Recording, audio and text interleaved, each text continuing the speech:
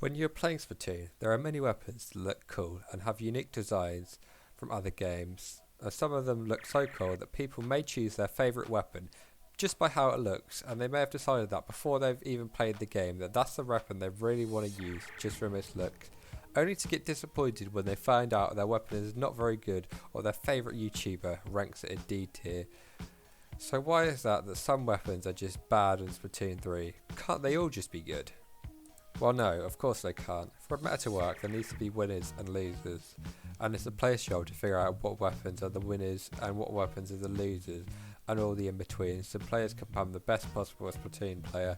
There is also the fact that some weapons might not be bad, they just might be perfectly balanced, but some of the most meta weapons, or the weapons that are considered to be the best currently in the meta, just counter them.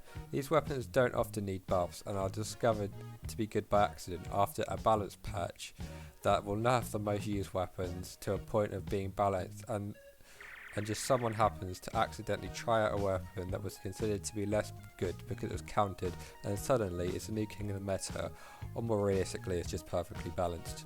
And there's also the weapons that are just on the cusp of being good and just need a little bit extra, but they're not quite the weapon. These weapons usually are the dangerous ones because one little buff can take it from the bottom tier to being brokenly OP, which this shows how fragile the meta system can be. These weapons, even though it seems obvious that they need a buff to players, the developers are not ignoring you when you rant about it. They just need to figure out what the right buff is, and if it's not too much to make them OP, for a lot of testing and fine tuning to get it into that perfect balance.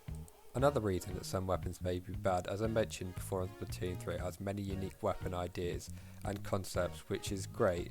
It shows creativity, but this means some weapons may be good in concept and may be a great idea, but when it comes to actually using them in practice, they might not be great, or they may not work as intended, and they have to make sure that any concept can't be abused in the game that will make it too OP and not be able to be countered to make sure the game is still balanced and fun. Some weapons that you may think are bad may only be good in certain maps and certain mode. That is okay, since you can see the maps in rotation before you play them, so you can select the weapons for the mode. Some people may not like this because their favourite weapon may only be usable on certain times, but there maybe it's time to flex and get used to other weapons, otherwise you'll just get left behind.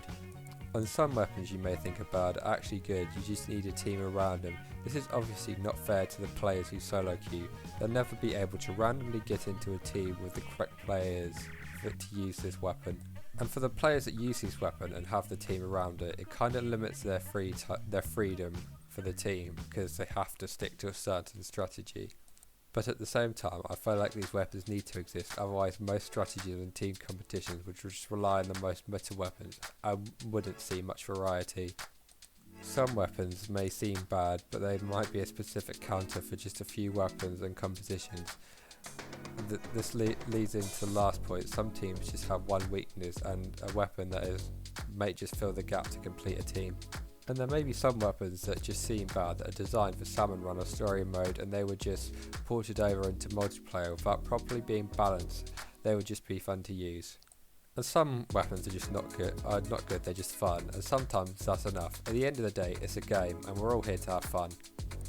Not all weapons can be created equal, some weapons have to be better than others, but make sure you just have fun with using the weapons. And what's your favourite weapon in Splatoon 3 that isn't considered meta? Let me know in the comment section down below. Until next time, see ya.